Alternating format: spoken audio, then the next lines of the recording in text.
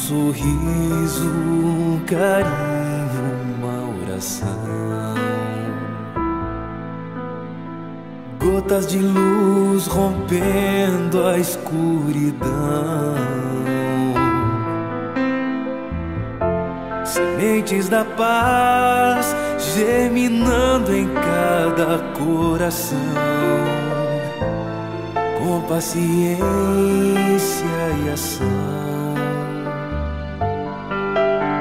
Esforço a mais, um gesto de paz, numa corrente de amor que não se desfaz. Vamos construindo, construindo a paz.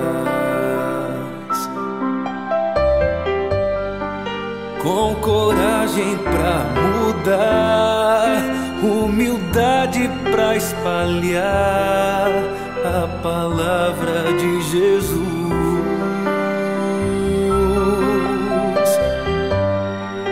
Inundando o coração, transbordando a emoção de estar mais perto de Deus. Com coragem vamos alcançar a paz, construindo a paz, a paz, construindo a paz.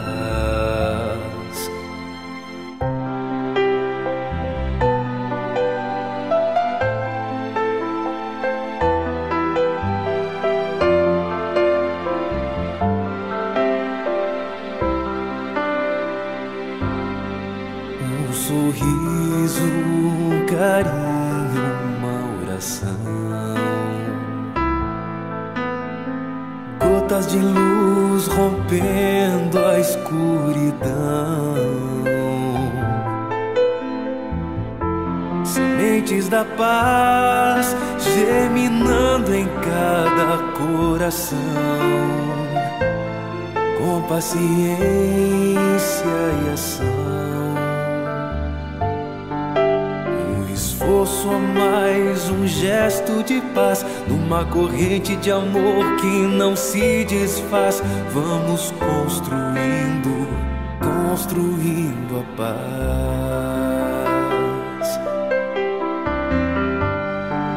Com coragem pra mudar, humildade pra espalhar a palavra de Jesus.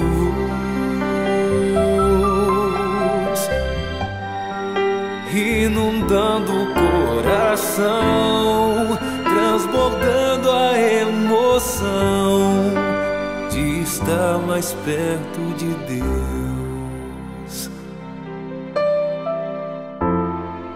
Com coragem vamos alcançar a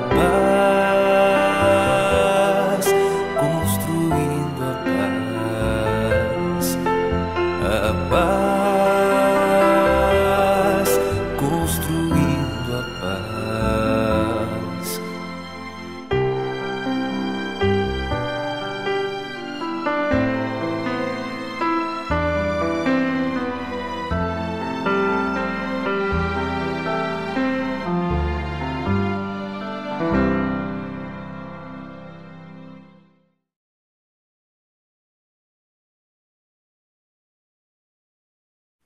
Boa noite, meus queridos.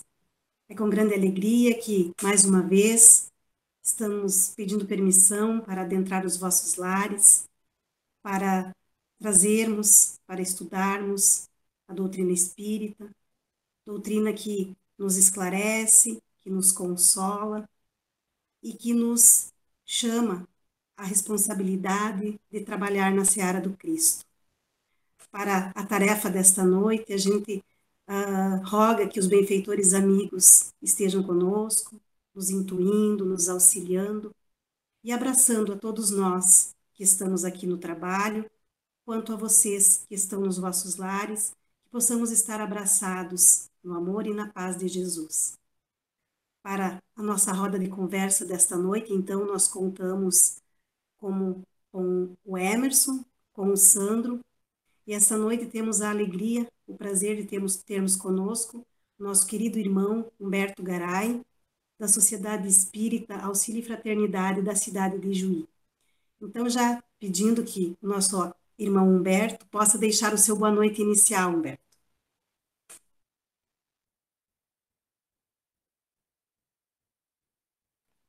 O microfone... Boa noite, que Deus nos abençoe a todos e a cada um, que a paz seja em todos os lares que nós adentraremos nesse momento. É uma alegria muito grande estar aqui reunidos com amigos tão queridos, e fico também aqui imaginando tantos que estarão ouvindo, quantos desses também queridos, e que muitas vezes nos encontramos nas idas a Santo Augusto, e que hoje não podemos estar juntos assim. E a alegria só seria maior se pudéssemos realmente estar próximos, né? Juntos uns dos outros, abraçando-nos no início das tarefas, depois das tarefas, que sempre foi hábito e se faz muito, né, na doutrina espírita, e que, por certo, estamos aprendendo a valorizar esses momentos enquanto enfrentamos essa invasão microbiana. Muito obrigado por estar com vocês. Sandro. Boa noite, então, aos queridos colegas. Seja bem-vindo, senhor Humberto Garay, nosso colaborador de sempre, né? Nós temos, graças a Deus, a Deus e aos trabalhadores, né? Nós temos os que sempre nos auxiliaram desde o início dos nossos trabalhos na casa, e aí não deixa de ser diferente agora no trabalho virtual também. Obrigado pela presença do Humberto, obrigado por aqueles que nos ouvem, que nos permitem, né, que entremos nas suas casas. Lembrando que nós já terminamos o estudo do Evangelho, né, e hoje estaremos, então, começando a pedra fundamental do Espiritismo, né, a primeira obra, então, redigida e compilada por Kardec, né, que é o Livro dos Espíritos. Então, que nós possamos ter um bom encontro, que isso seja produtivo, e que a sequência, principalmente, seja produtiva, né?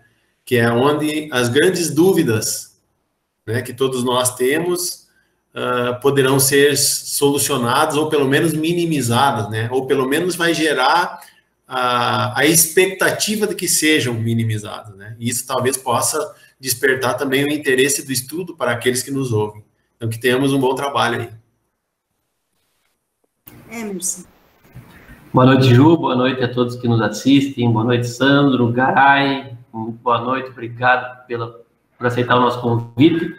Numa noite especial, como o Sandro já trouxe, nós iniciaremos um estudo que é fundamental, um convidado especial, então, para poder nos motivar a todos aí e a continuar o estudo dessa obra que, sem dúvida nenhuma, se não a mais, uma das mais esclarecedoras que nós vamos encontrar nesta existência encarnados.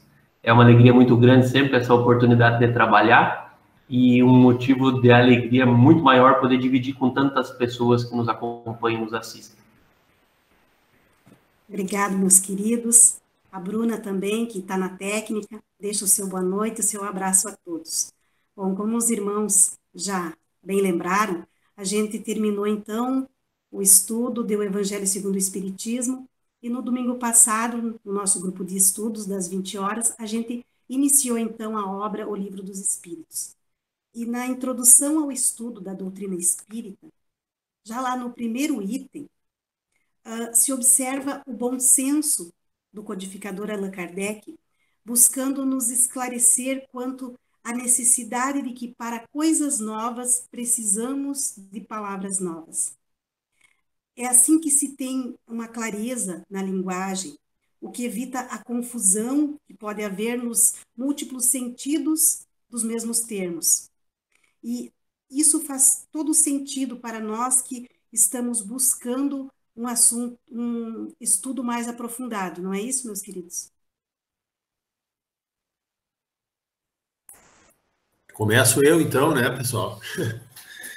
Então, né, até hoje, o que gera equívoco, o que gera falsas interpretações, são o uso dos termos, das palavras, né? Nós já vimos tantas vezes aqui nos estudos anteriores o quanto foi difícil a reconhecer a essência do ensinamento de Cristo que chegou a nós, tanto que o Espiritismo é considerado o cristianismo redivivo porque ele vem esclarecer algo que se perdeu pelo uso das palavras ou o mau uso das palavras. E Kardec, então, já começa a obra dele trazendo essa clareza, né? Que é, então, quando ele nos fala da diferença entre o que é o espiritualismo e o espiritismo. Então, ele começa a obra nos ensinando que espiritualismo é tudo aquilo que considera que há algo além do material. Então, todas aquelas crenças, todas aquelas ciências que consideram que além do corpo existe algo mais, são espiritualistas. Mas não necessariamente que acreditasse na existência de espíritos ou de comunicação com os espíritos. Então, vem Kardec e cria um termo novo para um fato novo, né? Que seria, então, os espíritas, ou o espiritismo, né? Que, então, além de perceber que existia algo além do material, ainda existia a possibilidade desse algo além se comunicar conosco, né? Que seria a comunicabilidade, e que existiria esses espíritos num universo além do material. Então, isso nos leva a uma conclusão assim, ó, que todo o espírita é espiritualista, mas nem todo espiritualista é espírita.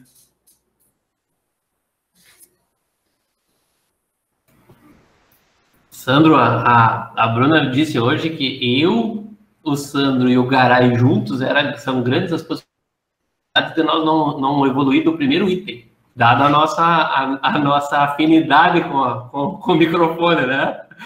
Mas é fundamental e é muito importante. Já vou passar na sequência a palavra para o Garay, que vai contribuir muito. Mas nós falávamos no nosso estudo, né, sobre algo muito interessante. É a origem pedagógica de Allan Kardec, né? Ele já vinha, é um homem da ciência, ele vinha, então, discípulo de Pestalozzi, já com trabalhos reconhecidos na Europa, na França, sobre educação, e já identificou logo a necessidade, claro que a obra dos espíritos, mas é organizada por Kardec, não é à toa que ele tinha, então, esse currículo. A preocupação em se estabelecer o termo para poder se identificar algo que era da maior importância, afinal, estamos falando da terceira revelação. E aí nós falávamos no estudo sobre a dificuldade, algumas vezes, que as pessoas têm, que é natural para aqueles que chegam, talvez alguém aqui está pela primeira vez nos ouvindo e pensando assim, de que espiritismo são essas pessoas? De qual espiritismo? E aí dizíamos, então, que nós observamos algumas vezes, alguns de nós, talvez, dizendo que nós, para explicar a religião, a crença, a filosofia, a nossa ciência, dizemos que somos espíritas kardecistas. Que, na verdade, seria algo completamente dispensável se nós compreendêssemos o que é o espiritismo, que teve, inclusive, uma palavra criada para poder não se fazer confusão.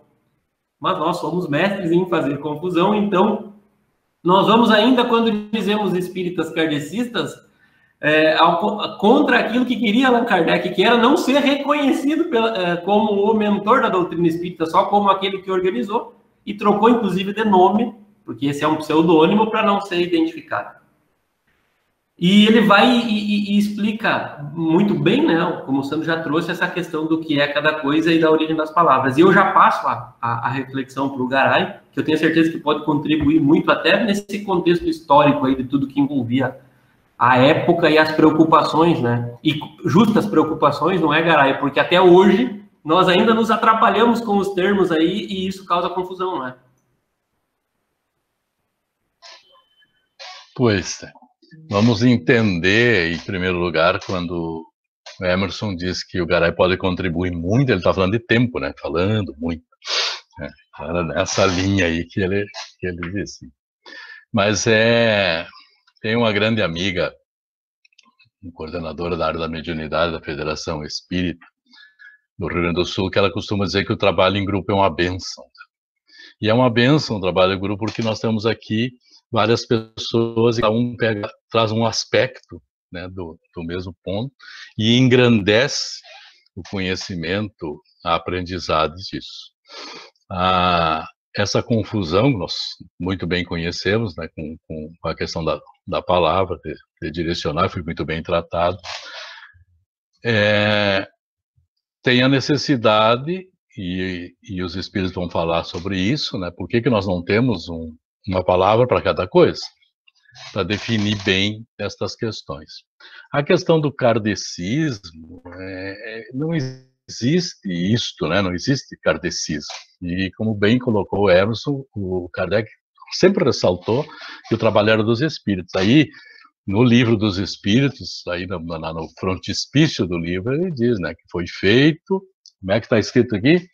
Sobre a imortalidade da alma, natureza dos espíritos, suas relações com os homens, leis morais, vida presente e vida futura por vir da humanidade, segundo o ensino dado por espíritos superiores, com o concurso de diversos médios. Ele vai dizendo originalmente que foi publicado, inclusive, com a orientação dos espíritos. Então não existe esse espiritismo kardecista.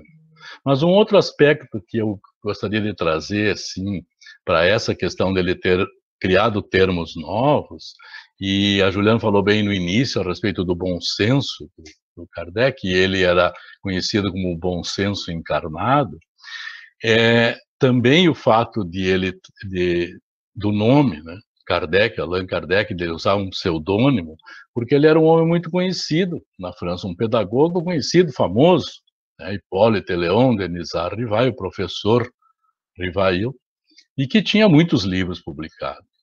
Então ele muda o nome dele para que a obra, o espiritismo, não fosse confundido, não fosse comprado por ninguém, porque é do professor. E aí aproveitar-se desse conhecimento para ir inserindo a doutrina espírita. Como também não quis se aproveitar do espiritualismo tão conhecido e tão sabido o que era, e começar a publicar algo que era diferente do espiritualismo tradicional, como o Sandro trouxe muito bem a explicação dele, ele também não quis aproveitar-se disto. Ele criou termos novos para definir, está dizendo, isso aqui é o espiritismo, que nós trouxemos a partir de agora, o espiritismo ensinado pelos espíritos, né, trazido pelos espíritos, não ensinado no sentido do que os espíritos tenham dito para ele, né, Kardec, o Rivail, senta aí que nós vamos te explicar como é que é, porque o livro que é a base de toda a doutrina, como bem o Emerson disse, ele é de perguntas e respostas. Ele questionou e foi montando, digamos assim, codificando a doutrina a partir das respostas. Então, para mim, ressalta desse processo, e quando ele foi para a gráfica, lá em Paris, para colocar, para imprimir o livro dele, o rapaz que coordenava lá a impressão, a mãe e o filho, porque ela era viúva e ele estava lá, e ele estava gerenciando, ele não era muito ligado a essas questões do espiritismo, tinha muito livro já composto, e ele disse para Kardec, eu tenho um estoque imenso disso aí que não vendo. E a mãe disse, leia, que você vai se impressionar. E ele disse que a primeira coisa que chamou a atenção e fez ele continuar lendo foi esse início, quando Kardec fala da anfibologia, né, das palavras, porque ele dizia assim, ele era um estudioso desses temas, dessas questões de jogo de palavras, se interessava muito por isso. E quando ele viu que começou Kardec tratando assim, ele, não, eu me interessei e fui ler a respeito disso. Então, né, traz esse bom senso e esta, como é que eu vou dizer assim, da doutrina colocar-se no seu lugar sem aproveitar de absolutamente nada de outros subterfúgios para afirmar-se. E assim, ó, até hoje existe ainda esse falso entendimento, né? Até hoje, nas nossas rodas, quando a gente fala em espiritismo, aparece aquele fantasioso, aquela coisa que muitas vezes gera repulsa em muitas pessoas. E assim como nós também já estudamos para trás que o mal, na verdade, é o fruto da ignorância, esse tipo de ação também é fruto da ignorância, porque está muito claro aqui na introdução o que é cada coisa. Mas nós seguimos julgando por não ter o conhecimento de. Né? Então, por isso que o espiritismo ele é tão encantador, porque ele explica dentro do tripé, né, ciência, filosofia e religião, então que as dúvidas só existem porque não é estudado ou porque não é lido, porque não é por falha da metodologia de Kardec, e que ele contribuiu muito bem, né, porque aqui na introdução fala-se que o próprio espírito se denominou espírito ou gênio, né, mas não foram os espíritos que deram a conceituação de espiritualismo e espiritismo. Então, nós podemos ver como foi um trabalho coeso, né? Cada um com essa responsabilidade, os espíritos trazendo a informação, mas a maneira de organizar, né, e de apresentar para nós isso tudo foi de Kardec, né? Então, um trabalho em equipe mesmo, né? E muito profícuo, né? Ele diz ali, né, que especificamente trata do espiritismo e genericamente de espiritualismo, como o Sandro trouxe lá no início. Todos nós espíritos somos espiritualistas, mas nem todo espiritualista é espírito, nem todo espírito é espírita. E então tem muito centro espírita por aí que você vai lá conversar e eles não são espíritas, porque não estudam, porque muitos nem crêem na reencarnação, nem crêem que tem espírito que se comunica. Então há uma diferença. Então o livro dos espíritos está lá, livro dos espíritos, filosofia espiritualista. Mas ele, especificamente, ele trata do espiritismo, né, da essência da palavra, que diz do que realmente trata, o ensino trazido pelos espíritos. E insistindo ainda um pouquinho, né, nós já vamos seguir adiante aí, Ju, com a conversa, mas só insistindo nessa característica das religiões que são espiritualistas, mas não são espíritas. Quando nós afirmamos isso, aqui não tem nenhuma forma de crítica a determinada crença ou de condenação, porque muitas acreditam, né, o Garay acabou de trazer um exemplo, algumas que nem acreditam em reencarnação, e são várias, que se tratam como espíritas ou espiritualistas, mas algumas acreditam, algumas consomem as obras básicas, mas talvez não compreendam na profundidade que ela é, porque não estudam na profundidade necessária. E aí nós observamos que são religiões que se dizem espíritas, que acreditam na reencarnação, que divulgam mensagens até interessantes num primeiro momento, mas que são revestidas de rituais, que tem que acender não sei o que, ser vestido de tal maneira, fazer aquilo outro. E volto a dizer que isso não é uma crítica, mas simplesmente não é espiritismo. Por isso não precisaríamos nos identificar nunca como espiritismo kardecista, porque nós não vamos encontrar nas obras básicas nada de místico. Então o espiritismo, como é e como veio, não tem ritual, não tem que ter mandinga nenhuma, coisa mística, não tem roupa de cor específica. Voltando a dizer, não é uma crítica, mas isso não é espiritismo. Então é bem importante, eu acho que nós podemos está acolhendo aqui, com frequência estamos, né, pessoas que podem fazer uma confusão com o que é o que e o que é outra coisa, né? Não é crítica, né, e só complementando, querendo ajudar nessa, porque é uma forma ainda de muitas pessoas terem necessidade de ancorar a fé, precisa ancorar em alguma coisa. Precisa acreditar que tem alguma coisa assim. E a doutrina espírita ensina o que os espíritos ensinaram? Que é a fé raciocinada. Que a partir do que você reflete, você se dá conta que não precisa desses artifícios. Deus, Jesus, teu anjo da guarda, os bons espíritos, eles não vão te ajudar porque você estava assim ou assim. Né? Você tem que ter um merecimento para isso, né? E a melhoria moral. Meus queridos, ainda de encontro a tudo isso que vínhamos falando, que vocês trouxeram, essas inúmeras controvérsias, então, como nós vimos, elas vêm junto com a história da humanidade, né? Então, o significado das palavras, às vezes, pode ser deturpado. E no caso da palavra alma, que é tão empregada na codificação da doutrina espírita, que acepção, assim, melhor se encaixa para nós melhor podermos defini-la? A alma, ela tem 3 significados, basicamente, né, distintos um do outro. Um significado que diz que ela é a origem da vida material orgânica, né, e que quando termina a vida material, ela se termina junto, né, que seria a teoria dos materialistas. Né? A alma foi que gerou a matéria, quando termina a matéria e alma. Esses seriam os materialistas. né? Teria o panteísmo, que é que a alma tem um princípio de inteligência, não é só um princípio material, tem um princípio de inteligência, mas como se nós fizéssemos parte de um contexto, de uma alma universal, que vai liberando centelhas, que é o que corresponde ao nosso período de vida, vamos supor, né? Como se nós fôssemos parte de um todo, né? E no momento em que nós morremos, nós voltamos para esse todo. Então, é como se nós não tivéssemos individualidade, né? Imagina que nós fôssemos todas peças de um bolo, que sai para fora do seu universo, e quando se extingue a essência, ou essa alma do panteísta volta para o seu todo sem individualidade, né? Como se nós fizéssemos parte de uma massa. E tem a caracterização da alma espírita ou espiritualista, né? Que tem a individualidade, né? Ela é o princípio da inteligência, né? Mas tem individualidade, ou seja, ela pré-existe ao corpo e pós-existe ao corpo, né? Ou seja, tem individualidade. Não depende da existência do corpo para que ela se manifeste ou para que ela exista, né? Então, são as três formas, basicamente, de caracterização da alma, né?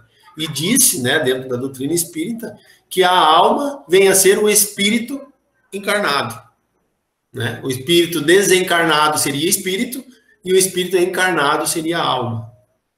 Por aí, né, colegas?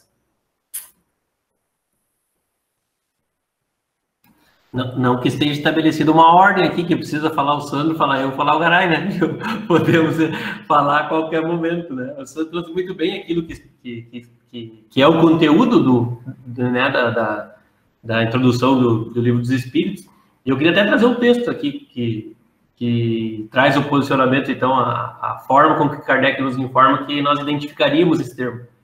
Julgamos mais lógico tomá-lo na sua acepção vulgar, e por isso chamamos alma ao ser imaterial e individual que em nós reside e sobrevive ao corpo. Mesmo quando esse ser não existisse, não se passasse de produto da imaginação, ainda assim seria preciso um termo para designá-lo. Então ele ainda ele diz como é que nós vamos chamar, que fique claro isso, né? E diz para aqueles que não acreditam ou querem duvidar, ele já acalma esses ânimos e fala assim, mas mesmo para você que duvida, nós precisamos dar um nome para as coisas, para nós poder tratar das discussões. E isso parece tão simples, mas é tão profundo e tão interessante para quem estuda a doutrina espírita, porque nós identificamos logo que ela não é imposta, que ela está sujeita à nossa reflexão e por conta disso está sujeita a contestações. Então, olha o tamanho da organização da doutrina espírita na sua introdução, estabelecendo as coisas, mas não para que nós aceitamos de forma automática e a partir daquilo é porque é, não. Até para quando nós duvidarmos, a gente poder se entender do que nós estamos falando, né? Então, é fantástica a forma como que ela foi trazida e acho que é muito feliz a colocação do Sandro, que se ela não é compreendida, é com certeza por falta de interesse no estudo. E nós vamos falar na sequência sobre os críticos, né? Mas não resta dúvida. Tendo um pouco de boa vontade, e vou dizer um pouco, não vou dizer nem muita boa vontade, já é possível compreender o pensamento e o desenvolvimento das ideias espíritas. A aceitação disso é outro ponto, porque nós não propomos aqui um dogma para ser aceito de forma instantânea, né? Mas compreendendo, entendendo o mecanismo, identificando as coisas, eu consigo desenvolver um raciocínio que pode me levar, sim, a entender e aí, sim, aceitar aquilo que eu estou estudando. E a prova é isso, né, Emerson? Que até para os não crentes, o Kardec deixa um parâmetro. Ou seja, assim, ó, vocês corram à vontade, tá? Mas o guarda-reio eu deixo para vocês aqui, ó, para que vocês não caiam nas ribanceiras da ignorância, vamos dizer assim, né? Saber sobre o que está brigando, pelo menos, né? Entendeu? Então, quanta gratidão nós temos que ter a esse senhor Rivaio aí, né? Porque ele deixou tudo prontinho, né? E ainda considerando que é uma informação que foi endossada, avalizada e criada lá por Jesus lá atrás, então, que caminho seguro, né? Que caminho seguro. Também, dentro da definição que o Sandro trouxe lá no início, e a leitura que o Emerson fez do que o Kardec diz, aqueles que ficam, né, com a concepção mais comum, porque comum, quando ele diz, é instintivo de todos as pessoas de todos os tempos, que existe uma alma, algo que sobrevive ao corpo físico. Então é essa crença que ele diz, vamos usar a alma sim, então a alma como o espírito encarnado, como o Sandro bem explicou ali. E essa confusão de palavra, várias vezes no Livro dos Espíritos, os Espíritos falam a respeito disso, que nós não temos uma palavra, não temos uma definição. Lá no livro, na questão 134, começa a tratar da alma, Kardec começa a tratar da alma ali com os Espíritos, pergunta, né, o que é a alma, o espírito encarnado. E depois ele vai perguntar o que acontece, né, com a alma quando ela deixa o corpo, volta a ser espírito. Então, está bem claro essa definição. Lá na questão 139, porque é muito interessante, porque o Kardec ele não elimina, ele não desfaz as concepções, ele fala da acepção, como o Juliano disse no início, de que cada um dá para o termo. Ela é válido se olhar da forma que a pessoa enxerga, mas se eu ver com a alma como o espírito encarnado, eu não posso aceitar que ela seja o princípio da vida e que termina depois, como princípio material, né, que ele diz lá, né, que teria que então se colocar um adjetivo junto. Ele dá o exemplo dos gases, né, que tem o hidrogênio, o oxigênio. Então a alma material, a alma intelectual, a alma inteligente, enfim, e que a alma material seria de todos os nós, dos animais, depois a alma intelectual, né, do homem, né, a inteligência já com os animais que também tem disso. E lá no 139, a pergunta dele é por que alguns filósofos, alguns espíritos ensinaram que a alma seria uma centelha anímica saída do grande todo. Por que essa contradição? A pergunta que Kardec faz. E os espíritos respondem, então, que não tem contradição nenhuma, depende da acepção. Por que não tendes uma palavra para cada coisa? Se elas tivessem uma palavra que especificasse, como ele foi fazer, criando a expressão espiritismo, lá uma palavra para isso, está ali a palavra que define. Então, voltando um pouquinho para aquela questão, não há espiritismo fora do Kardec, não existe. Se não for estudo da obra da codificador Kardec, não é espiritismo. Então, e as confusões estão feitas dentro dessas questões, cada um usa a palavra de uma forma, nós acostumamos no nosso dia a dia, né, usando palavra que não confere, e às vezes cria uma confusão danada. Até um ter o bom senso para bem compreender isso. Então, a alma, naqueles, mais antigamente, viajava, né, e chegava nos municípios e dizia lá, aqui, né, habitante, tantas almas, né, 1.200 não sei quantas almas. Estava bem dentro desse padrão da alma encarnada, aquele corpo que está ali. Importante essa informação que tu trouxeste aí das almas, né? Da alma vital, a alma inteligente, a alma espírita, né? Porque dentro da alma vital estariam todos os seres orgânicos, né? Dentro dessa caracterização, inclusive plantas e animais. Né? Então, a alma vital estaria presente nas plantas, nos animais e nos homens. Né? A alma intelectual naqueles que dispõem de inteligência, então, que seriam os animais e os homens. E a alma espírita, então, que pertenceria só ao homem, que é o que teria, então, o senso moral. Né? Então, até isso ele caracterizou, né? Os diferentes estados de alma em função dos diferentes estádios que cada um de nós estamos nesse processo evolutivo. Né? Então, ele não deixa dúvida mesmo. Né? E tanto, né, nós falávamos no estudo domingo que a iniciativa não partiu de Kardec, né? Os fenômenos já estavam acontecendo e as pessoas que presenciavam esses fenômenos que foram até Kardec para que ele fosse, então, o codificador, né? E por óbvio que tem um trabalho espiritual aí, né, para que fosse ele, né? Porque olha o nível de exatidão e precisão que ele botou na condução dessas anfibiologias aí, né? Quer dizer, ele resolveu esse problema praticamente.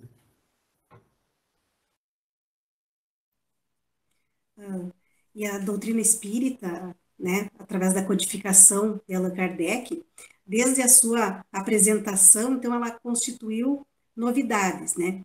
E sendo assim, ela teve os seus adeptos, mas também ela teve os seus contraditores desde o início?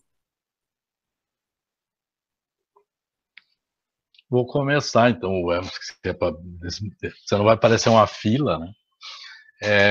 Ele diz ali, né, o Kardec com muita propriedade, que tudo aquilo que é novidade tem quem apoia, tem quem contradiz. Então ele traz isso e nós sabemos que é bem assim. Quanto à doutrina espírita ter contraditores, né, tem até hoje. Tem até hoje muitos que não aceitam a doutrina espírita e como ele vai dizer, né, o Kardec, dentro daquele bom senso dele, que ele ia tratar de responder algumas dúvidas, mas que ele não ia se preocupar com agradar todo mundo, porque isso é impossível. E tem pessoas, e nós conhecemos quantas dessas, quem sabe, né, eu mesmo, que são teimosas, né? São pessoas que ele diz ali, são pessoas que não querem acreditar, por sistema. Depois vai tratar disso lá no livro dos médiuns, muito bem, né? A pessoa não acredita, não aceita. E quantas vezes nós já ouvimos alguém de alguma coisa que ela não quer acreditar, não quer aceitar, mas nem vendo eu acredito.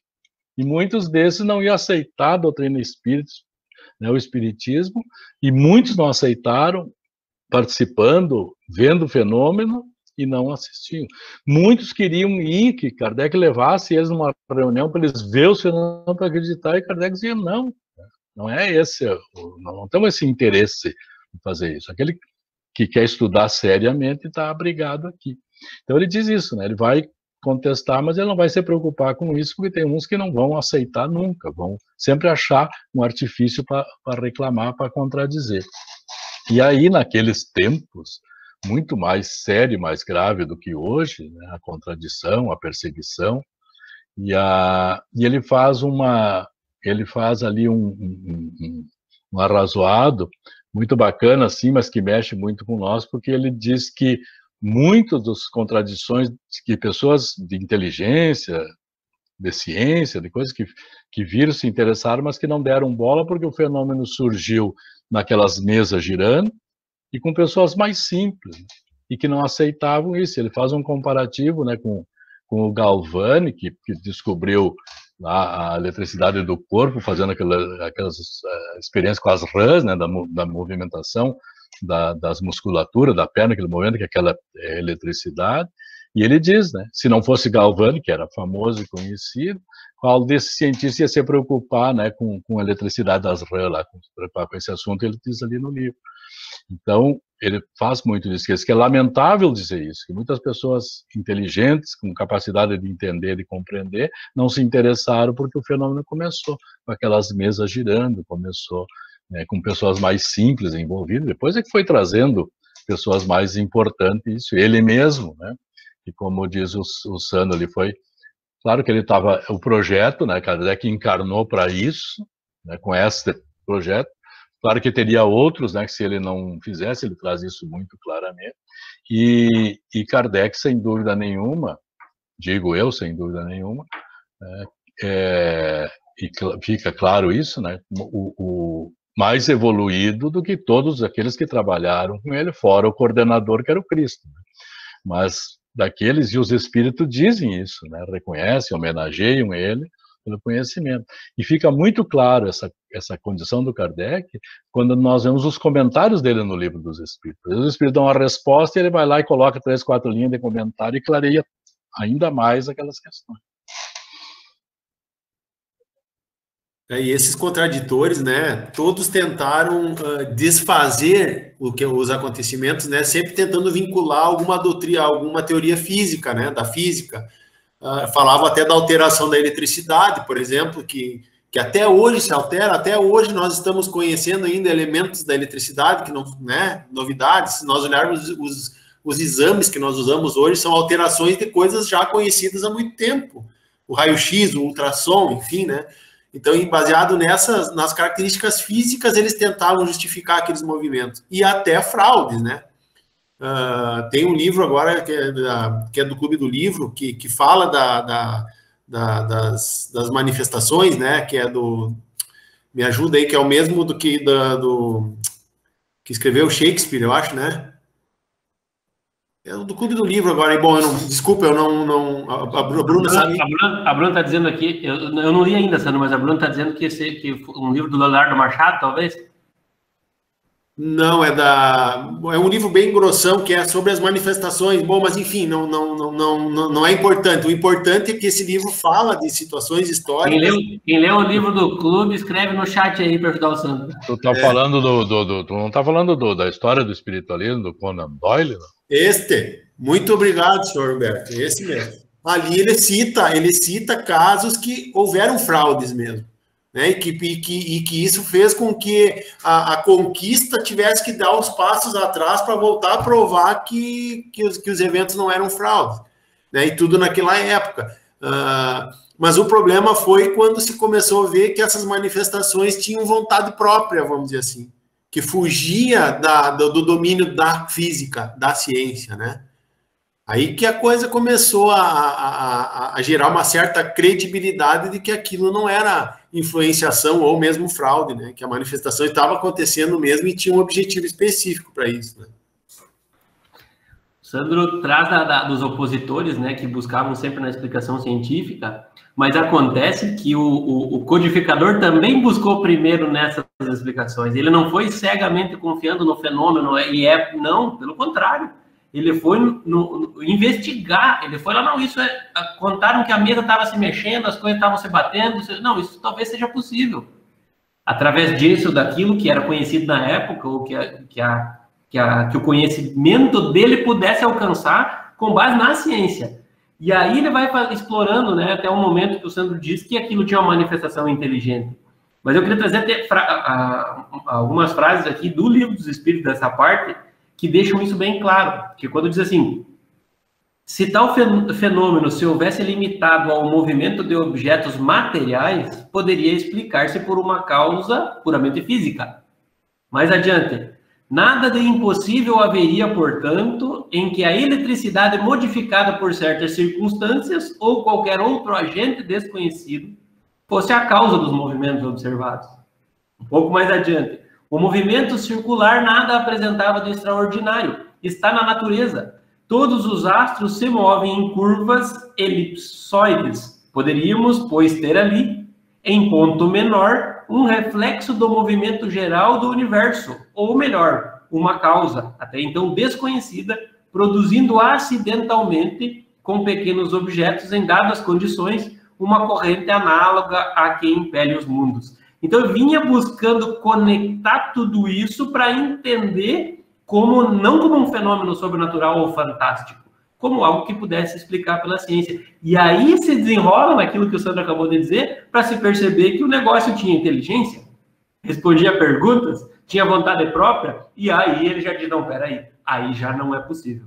Já não tem como a eletricidade produzir a inteligência, e vai aprofundando a sua pesquisa. E uma coisa fantástica, voltando agora a reflexão que o Garay trouxe, e também queria trazer o texto aqui, que é quando ele diz o seguinte, dirigimo-nos aos de boa fé, aos que não trazem ideias preconcebidas ou decididamente firmadas contra tudo e todos, aos que sinceramente desejam instruir-se, e lhes demonstraremos que a maior parte das objeções opostas à doutrina promanam de incompleta observação dos fatos e de juízo leviano e precipitadamente formado. Quantas vezes nós nos flagramos nesse tipo de conduta? O Garay acabou de dizer ali dos teimosos, né? A gente nem quer que o outro nos convença, porque ele nem está aberto a ser convencido. Nós queremos, na maioria das vezes, ganhar a discussão. É dizer, eu estou certo, está errado. E quando nós juntamos as religiões, principalmente num debate competitivo, é desastroso. Então, a doutrina espírita oferece o conteúdo, ela vem e entrega a todos nós um conteúdo e pretende que nós observemos e refletimos sobre aquilo, mas ela não quer nos converter arbitrariamente. E isso ficou sempre muito bem claro, desde o início da doutrina espírita. E talvez seja algo que chame muita atenção das pessoas e um fato favorável à conquista de novos espíritas, que se aproximam justamente por achar curioso. Eu tenho uma experiência riquíssima na companhia do Garay, num trabalho que nós fazíamos com não espíritas, e era na intenção de compartilhar a doutrina espírita. Quando nós compartilhávamos as informações, simplesmente compartilhávamos. entregávamos aquilo que o Espiritismo explicava sobre certos fenômenos e algumas vezes, para ficar claro, complementávamos que o nosso interesse não era convertê-los, simplesmente entregar o conteúdo para que, se fosse útil, ele fosse bem utilizado. Isso chamava muita atenção das pessoas, e chama ainda. Por quê? Porque nós estamos acostumados a sentar para discutir alguma coisa vinculada à religião e com o objetivo de um convencer o outro, né? E no Espiritismo isso é completamente diferente.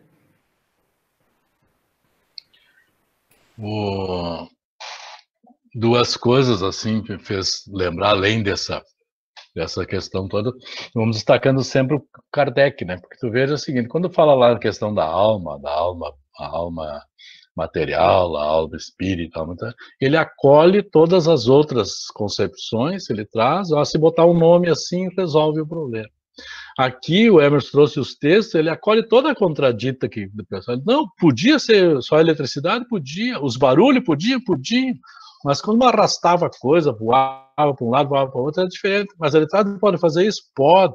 Então ele, né, foi trazendo, ele não estava fugindo da argumentação. Pode. Só que tem coisas que não pode explicar pela lei física, que fogem a isso. E é interessante quando ele diz ali, né, no livro, que descobriram, né, não sabe por que, de que forma, a questão da inteligência. E é modéstia dele, né, porque foi isso que fez ele ir para o fenômeno. O Emerson trouxe isso. Quando ele foi chamado, né, e isso é um ponto importante de nós ressaltar para nós pensar nisso. Quando ele foi falado do fenômeno que acontecia, e ele conta isso, né? Um amigo dele, mas o amigo era desses assim, muito espalhafatoso, e que falou, e ele não deu bola para aquilo. Até que um cara que ele conhecia, respeitava, que era um homem sério, disse para ele, não, mas as mesas respondem, perguntam. Daí ele diz, mas mesa, né? Isso não, a eletricidade ela não pode criar cérebro e músculo para se movimentar, para pensar e para responder. Então ele vai lá para a primeira, né, na casa da Madame de Planey-Malleson, e ele vai assistir a primeira sessão, e quando ele vê aquilo, a primeira pergunta que ele faz é quem está por trás disso. Porque o pessoal ainda tinha as coisas sérias que saíam ali, mas ainda assim, muitos estavam envolvidos com saber o que eu tenho no bolso, o nome do meu tio, que idade, não sei o quê. Dentro dessa linha, ainda estava muito nisso. E Kardec vai trazer essas questões para essa transformação moral. Então, quando ele pergunta quem está por trás disso, e é isso que o Sandro trouxe antes, que ele disse, não foi... Ele disse que eram os espíritos, ninguém cogitou que fossem os espíritos. O fenômeno é que disse, nós somos os espíritos. Espírito de quem? Né? Dos homens que já viveram na Terra. Então o Kardec diz, está lá nas obras póstumas, que ele entendeu que ele tinha que estudar, e que ali estava a resposta para as dúvidas que ele sempre teve sobre a vida, as razões da existência, ele vai buscar ali. E essa questão que o Emerson trouxe ali e leu no texto, né, de que aqueles que só contradizem, aqueles que têm má vontade, isso acontece muito. Vocês falaram domingo, até eu dei uma espiada lá no estudo, e tem muita gente nova estudando. Quem de nós, quando começou na doutrina espírita, que se entusiasmou e fala com um amigo, fala com outro, quantas vezes recebeu questões e ficou ansioso para responder aquela questão que aquela pessoa está perguntando. E chega lá no grupo do estudo e pergunta, e diz, e eu, quando acontecia comigo isso com as pessoas mais novas, e eu já há mais tempo, eu dizia, diz para aquele que te perguntou que vem estudar que nem tu. Não, mas eu preciso responder. Não, por que tu precisa responder? Tu teve curiosidade e veio aqui estudar. Ele simplesmente quer saber. Aí tu vai responder isso, vai te perguntar outra coisa, e de repente só para gastar teu tempo e não quer acreditar em nada mesmo. Diga que vem estudar. O Kardec diz ali, né? Aqueles que se interessam, então vem. Para esses, as respostas vão valer a pena, vão dar certo. E essa questão da convicção, né, não sei se eu atropelo um pouco o tempo, porque é muito interessante. Começou com aquelas mesas girando, né, batendo sim ou não, depois botava um alfabeto, batia no alfabeto, depois o próprio espírito sugeriu que botasse o lápis lá numa cestinha, né, e botava o punho e as mãos para ele escrever. E depois para pegar o lápis. Por que eles não disseram de arrancado? pega um lápis aí, vamos escrever, vamos parar com esse negócio de bater mesa, fazer barulho. Eles sabiam disso. Mas o que fazia parte disso, né? Ainda, no meu entendimento, a convicção. Porque muitos diziam, isso vem da cabeça do médium, isso é coisa do médium, é o pessoal que transmite lá um pensamento. Então, se ele pegasse o lápis e escrevesse, podiam dizer que era alguma coisa dele. Agora, ele diz ali, né, o Kardec, quando o cara bota a mão em cima de uma cestinha, que tem um lápis preso naquela cestinha, e ela sai escrevendo, ou quando vários põem as mãos ali, né, e aí ele sai escrevendo texto, né, inteligente, coisas que o médium que está ali não consegue ter conhecimento, quem vai duvidar do fenômeno? Né? Só que tem a má vontade mesmo. Porque como é que as pessoas vão conseguir fazer esse processo funcionar desta forma? Impondo a mão em cima de uma cesta com um lápis, ela sai escrevendo. E ele fala ali também que não tem como ser a interferência do médium, né? Que é o que gera credibilidade, né, no contexto, porque o mesmo médium fala de assuntos ambíguos, né? Fala de coisas extremamente inteligentes e de coisas extremamente bobas, né? Pueris, assim. Quer dizer, então, não é uma característica do médium, né? É uma característica da comunicação. Isso que foi desmistificando os contraditórios, né? Que achavam que poderia ser tudo explicado pela ciência. E a modificação da letra, né? O mesmo médium escrevendo uma grafia X e depois, numa outra mensagem, uma grafia completamente diferente. Então, isso foi dando seriedade e foi respaldando que quem estava fazendo aquela manifestação não era o médium, né? Que o médium era só o veículo. E começou, né, Garay, com a escrita. E aí, depois, dentro do grau da evolução desse mistério, vamos dizer assim, que não é a palavra certa, mas dentro desse mistério depois foi se somando as outras características, né? Na audição, da visão, enfim, da clarividência. Foi cada vez, foi dando-se aos poucos, né? Foi dando-se aos poucos para que fosse sólido, né? Ele diz ali, quem sabe o Emerson tem o texto separado ali na ponta, nessa questão da caligrafia que o Sandro falou, que é muito interessante. Diz como é que aquele cara ia gravar, né, na memória dele, a caligrafia de quantos espíritos se manifestavam para escrever diferente para cada um e saber depois que agora vai o Emerson que vai falar, então a letra é assim, né? Agora o Sandro, agora a Juliana, o Sandro, é essa letra. Então é um troço fantástico, não cabe, né? Só que caberia na má vontade de aceitar aquele fenômeno. Então se percebe que desde as primeiras pancadas até a escrita na cestinha, no lápis, então sempre teve que ter alguém, né, alguma pessoa, então depois denominada médium, para esses fenômenos poderem acontecer, é isso, né? Importante, né, Ju, isso é muito bem lembrado, o protagonismo do médium, que é o meio, que é o intermediário que faz aquilo acontecer. Quando nós falamos do movimento das mesas, muitas vezes, para quem está começando a estudar, principalmente, pode parecer que os espíritos agiam diretamente sobre as coisas materiais. E, na verdade, nós tínhamos ali uma atmosfera, condições que eram proporcionadas pelos médiuns, né? Então, o médium, como esse intermediário, permitia que isso acontecesse naquele ambiente. E é justamente por ser ele, vamos falar assim, um dos protagonistas da comunicação, que se evoluiu depois, porque se percebeu que era possível fazer isso, como os colegas já disseram, sem aqueles artifícios materiais, mas foi se conquistando, foi se evoluindo esse pensamento e se utilizando, e aí talvez seja um momento, até vocês podem confirmar ou não isso, ou evoluir essa ideia, que nós temos uma transição que é o menos foco no fenômeno, nas manifestações, nas pancadas, nos barulhos, tudo aquilo, e mais atenção ao conteúdo.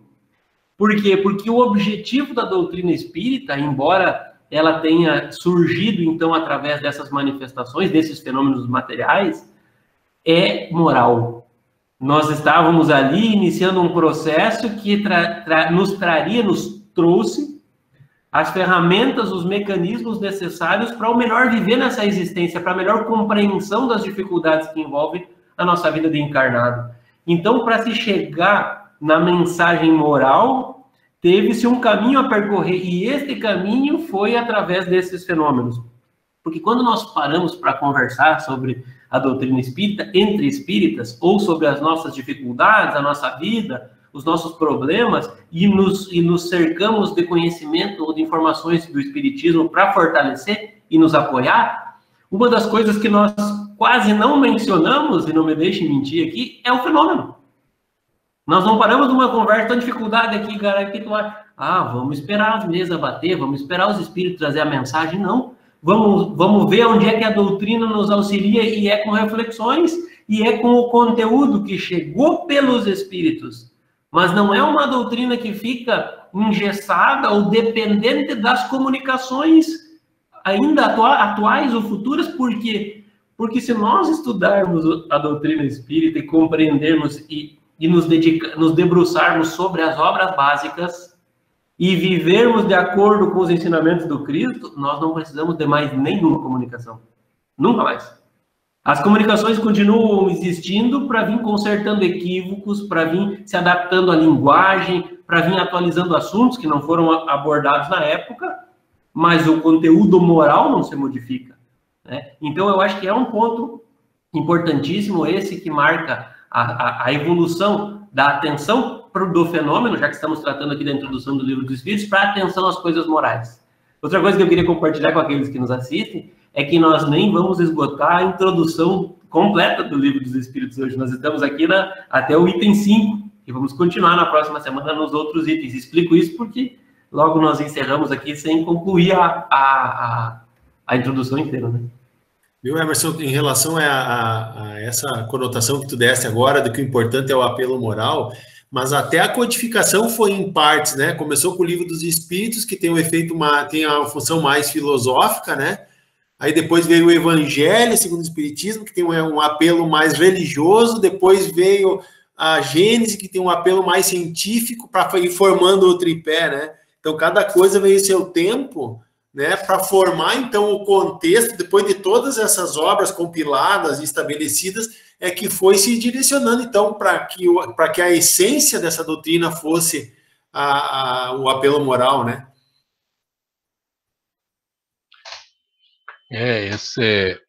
Essa questão trazida aí pelo Emerson, questão moral, é o que nós precisamos guardar de maneira fundamental nisso. Nós lembrarmos, né, nós não vamos encontrar nenhuma vez que Jesus tenha feito algum daqueles que chamavam milagre, que hoje a ciência prova que aquilo era perfeitamente possível. A doutrina espírita explica como é que isso funciona e não pode ser explicado só pelas leis materiais. E que ele fizesse aquilo, curou o cego, virou as costas e foi embora. Não, ele trazia um ensinamento moral. Ele dizia por que aquilo estava acontecendo, qual era o caminho para que não acontecesse mais aquelas situações. Como o Espiritismo vem, o Sandro disse lá no início, né, vem reviver o cristianismo, e vem trazer de novo isso. Então, o fenômeno foi a forma de atrair os homens, porque estava na hora de as coisas começarem a acontecer. Era o projeto divino, tem que andar, né? Quando naquele momento fantástico do Paulo de Tarso, ainda não Paulo, né? Lá em Damasco, quando ele pergunta para o Cristo, né? Quem és tu? Sou o Cristo, quem tu persegue? Quando aparece aquela luz. E aí ele pergunta, né, o que quer que eu faça? Ele diz, é duro para ti recalcitrar contra os aguilhões. Então, ficar traduzindo assim na linguagem da minha avó dizia, é duro dar murro em ponta de faca, mais ou menos o que ele quer dizer, né? Tu fica ali te machucando contra os espinhos, teimando com os espinhos, vai te machucar. Há um projeto, tu vai entrar nesse projeto ou não vai? E dentro do projeto divino está aí a doutrina espírita para surgir naquele momento. Então precisavam ser atraídos os homens para aqui. Mas Kardec estava preparado com o estudo que ele fez, pedagogo que ele era, o estudo lá com Pestalozzi, aquilo. Então todo aquele pessoal estava preparado para montar sua tarefa dentro disso. E foi fugindo do fenômeno, o Eros trouxe isso muito bem, para o ensinamento moral. Se nós lêssemos especificamente as obras básicas, as 5 obras básicas, como o Sandro trouxe antes ali, lembrando, e nós havíamos falado antes, né? O Livro dos Espíritos tem 1019 questões. Qualquer problema, qualquer dúvida que nós tenhamos na nossa vida, em qualquer situação, dentro dessas 1019 questões nós encontramos resposta. Umas bem diretas, outras tu tem que aplicar o raciocínio, entendê-la melhor. Mas elas respondem tudo, não sobra nenhum, né, dentro disso. O Livro dos Espíritos surgiu, a primeira edição, com 501 perguntas, e depois, em março de 59, ele saiu a segunda, essa que nós temos na mão, com as 1019 questões. E que responde. E das 4 partes do Livro dos Espíritos, saíram os outros, que são as obras complementares, né? O Livro dos Médiuns, o Evangelho, o Céu e o Inferno e a Gênesis, foram saindo de cada uma das partes do Livro dos Espíritos, para completar esse ensinamento moral. Quando pega, por exemplo, o Céu e o Inferno, que vem lá das penas futuras, das consolações, que é a última parte do Livro dos Espíritos, e lá o Espírito conta para Kardec, eu era uma pessoa má, perseguia os outros, fazia mal, e aí conta como é que ele está vivendo no mundo dos espíritos, chega à conclusão disso, né? Então, o fenômeno que está ali, o Espírito manifestando para um ensinamento moral, para o aprendizado moral. Esse fenômeno que iniciou lá em Hydesville, lá nos Estados Unidos, naquelas moças lá que faziam aqueles ruídos na casa, quando elas foram se comunicar com aquele espírito, perguntaram o que é, ele começou a responder pergunta com as batidas, e ele conta que ele foi assassinado ali naquela casa, roubaram o dinheiro dele, os moradores dali enterraram ele. E quando é perguntado para ele sobre a condenação dos criminosos, eles não respondem nada. Ele ficou quieto. Porque não era esse o interesse. Não estava sendo trazido ali naquele momento para dizer, me mataram, prende ele, quero vingança, quero não sei. Não, estava trazendo para começar, né, o grande movimento da doutrina espírita chegando no mundo inteiro. Então, só tinha o aspecto moral daquilo. Ele respondeu quantos filhos tinha, respondeu uma série de questões para mostrar que existia uma inteligência por trás daqueles bagulhos. Mas na hora de ir, digamos assim, para a questão do interesse nosso aqui, mesquinho, ele não se manifestou. Então, para isso veio a doutrina espírita, para soluções morais, né? Não para soluções de querer saber o que vai acontecer na minha vida, como é que eu vou ir nos meus negócios, não é para isso. Isso está tudo posto, é só nos melhorar moralmente que tudo vai ficar legal, vai ficar bom. Bem, meus queridos, gratidão. Nossa, é realmente muita informação. Grata por poder estar com vocês aqui e vocês trazerem tantas informações que agregam ao conhecimento. E como o Mano disse, só a introdução, né, nós estudamos domingo passado 5 itens, só na introdução ao estudo da doutrina espírita são 17 itens, né? Então a gente tem só na introdução muita coisa para ver ainda, muita informação. Só nós dedicarmos esse tempo, deixarmos a ociosidade, buscarmos o estudo sério, aprofundado da doutrina espírita, e fica o convite que nos domingos, às 20 horas, a gente tem o nosso grupo de estudos. E aquele que se sentir, então, tentado ao estudo, a buscar os esclarecimentos, que possa estar procurando um dos trabalhadores que será incluído no grupo de estudos, receberá o link uns minutos antes do nosso estudo iniciar. Então, mais uma vez, grata pela oportunidade e já pedindo que os irmãos possam deixar o seu boa noite, então, para as pessoas que ficaram conosco. Pode começar o Garay, que está aqui na minha frente. Muito bem.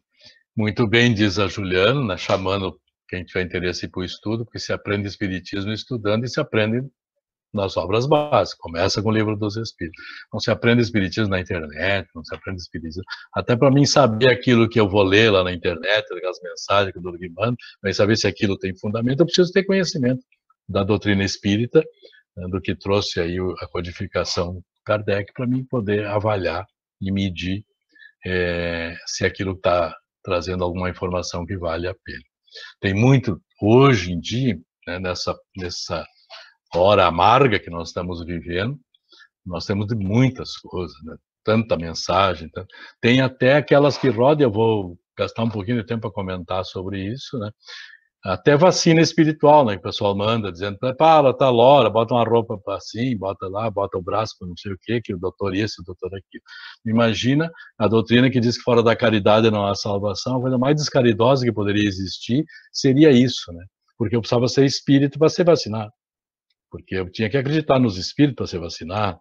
E não tem gente boa fora do espiritismo, não tem gente muito... Né? Nós estamos dentro da doutrina espírita, porque se não tivesse na doutrina espírita, acho que nós não tínhamos. É o meu caso, né? Eu não ia escapar, né? Disseram, bota na doutrina espírita, senão não vai dar certo esse sujeito aí. Tem gente muito boa que não receberia. E será porque eu me ponho em oração, pedindo ajuda, e mereço ajuda, não recebo, porque eu não botei a roupa que era para ser branca, ou não botei o copinho d'água com o lencinho. Então, nós vamos conhecer a doutrina espírita, começando por aqui, no Livro dos Espíritos. Mais uma vez, eu quero dizer assim, da imensa alegria, e se eu pudesse puxar vocês dessa tela e abraçar todo mundo, eu fazia isso com o maior carinho do mundo, a maior alegria. E, então, agradecer muito a oportunidade que vocês me dão de trabalhar, de falar sobre doutrina espírita, e falar do espiritismo, e falar de Kardec, e junto com vocês, é muito bom mesmo. Muito obrigado. Que Deus abençoe essa tarefa, o trabalho que vocês fazem, e que Deus abençoe cada um daqueles que nos escutam, que nos assistem, e sigam firme aqueles que estão estudando, e aqueles que tiveram despertado a curiosidade, e vão buscar, como a Juliana muito bem relatou o caminho para buscar, e a confiança que se pode ter, né, nesse cidadão Kardec, para ver com que dignidade ele tratou todas essas questões. Muito obrigado, um grande abraço. Nós é que agradecemos, Humberto. Sandro. Então, o sentimento é sempre o mesmo, né? Só que cada vez potencializado, né? Que é a gratidão mesmo de poder estar participando, poder estar dividindo, né, as aflições que nós temos e que provavelmente é de todo mundo. E fica, então, realmente esse convite, né, para que esse círculo de informações se amplie, né? Não só por aquilo que se fala, mas também por aquilo que se ouve. Né? É importante essa realimentação do processo, e essa realimentação precisa que seja estudada, que seja discutida, até para que as dúvidas surjam de maneira mais eficiente. Porque são as dúvidas que vão nos motivar a buscar a informação, né? Então, que esses estudos possam gerar essa inquietude, né, naqueles que nos ouvem, né, para que esse processo possa ser disseminado de maneira lógica, assim, né, que foi oferecido por Kardec a nós, e que essa seja a metodologia, né, que nós tenhamos, então, gratidão, né, e lembrando, como diz o Garay, independente do que nós acreditamos, o importante é a moral com que nós exercemos essa crença, até porque nós falávamos no domingo que 33% da população da Terra é cristã. Isso significa, então, que os outros 67% estão condenados a não se salvar? Não. Porque nós somos aquilo que nós fazemos do conhecimento que nós temos. E não apenas o conhecimento que nós temos. Então, que isso tudo possa se transformar também em ação. Né? Um abraço, cada um. Um beijo no coração de todos. E, Garay, o que move a nossa vontade é o pensamento. Então, que pelo pensamento nós estejamos todos muito abraçados. Aquele abraço forte, apertado a cada um. Até o próximo encontro. Obrigada, Sandro. Mano. Olá. Muito obrigado, Ju. Muito obrigado, Sandro, Garay. Obrigado a todos que nos acompanharam, pela oportunidade de nos permitir fazer esse trabalho. Afinal, se não tivesse nenhuma visualização, talvez nós não teríamos continuado, né? É uma alegria muito grande cada vez. É muito bom estudar. Nós estamos aqui trabalhando para nós, em primeiro lugar, sem dúvida nenhuma, aqui nos informando uns com os outros e compartilhando com os amigos que nos assistem. É um convite especial para que participe. Estamos no começo do estudo, nunca é tarde, né? Mas nós estamos no início, então é uma jornada que nós podemos percorrer em tempo real juntos, venham conosco. É tão bom, tão bom, tão bom, que esse meu amigo Garay aí, ele não aguentou e pediu para nos deixar ele participar um pouquinho no domingo do grupo de estudo, e a gente permitiu, porque somos muito caridosos, né? E esse homem tem tarefa antes, tem tarefa depois do estudo aqui, tem tarefa, então pensa numa coisa que é boa, que o cara não quer parar de fazer, estudar a doutrina espírita. Então, meus amigos, venham estudar conosco, é uma alegria muito grande. Lembrando daquilo que nós falamos várias vezes, né? Não é o nosso interesse converter ninguém, não é o nosso interesse desencaminhar ninguém da sua religião tradicional, é compartilhar informações no momento de tanta dificuldade, de tanta sensibilidade que nós vivemos. A doutrina nos faz refletir sobre a importância desse momento e que proveito podemos tirar, e o quanto fortalecidos podemos sair desta situação. Então venham conosco para que possamos compartilhar junto desses momentos. Muito obrigado a todos. Só mais uma coisinha que esqueci de dizer, assim, como nós somos os espíritas, tratamos com os espíritos, né, sempre tem os espíritos invisíveis, os fantasmas. Então tem que agradecer ao nosso espírito, a Bruna, que está fantasma aí, né, está lá por trás, movimentando, e sem aparecer, né,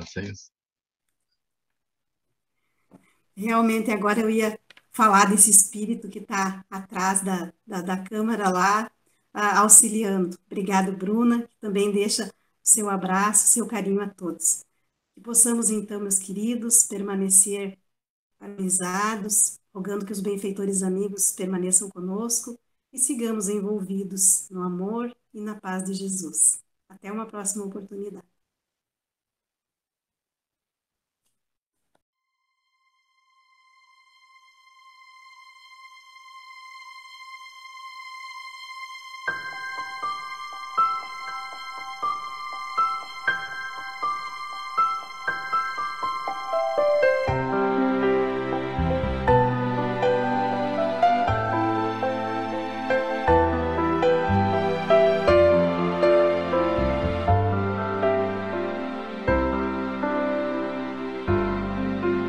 Sorriso, um carinho, uma oração, gotas de luz rompendo a escuridão, sementes da paz germinando em cada coração, com paciência e ação. Esforço a mais, um gesto de paz, numa corrente de amor que não se desfaz. Vamos construindo a paz, com coragem pra mudar, humildade pra espalhar a palavra de Jesus.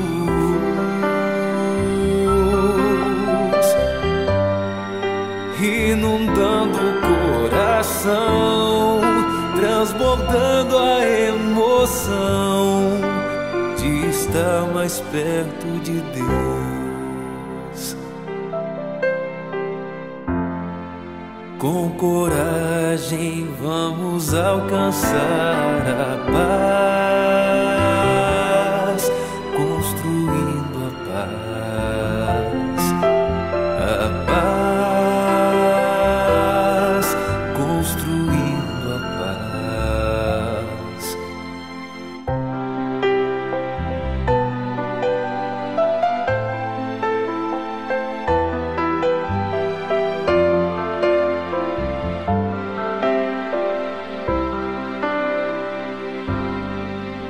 Sorriso, um carinho, uma oração,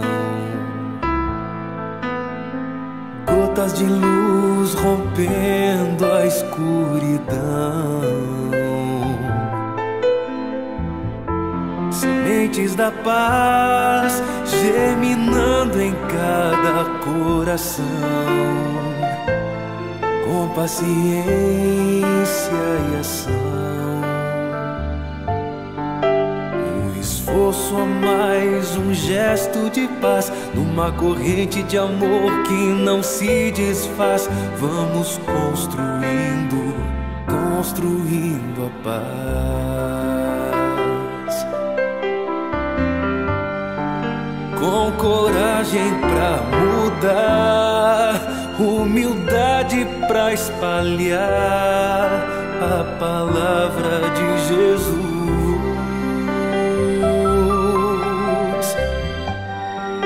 inundando o coração, transbordando a emoção de estar mais perto de Deus.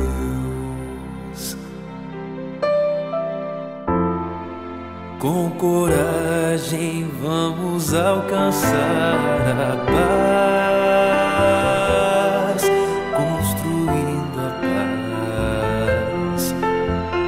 paz, construindo a paz.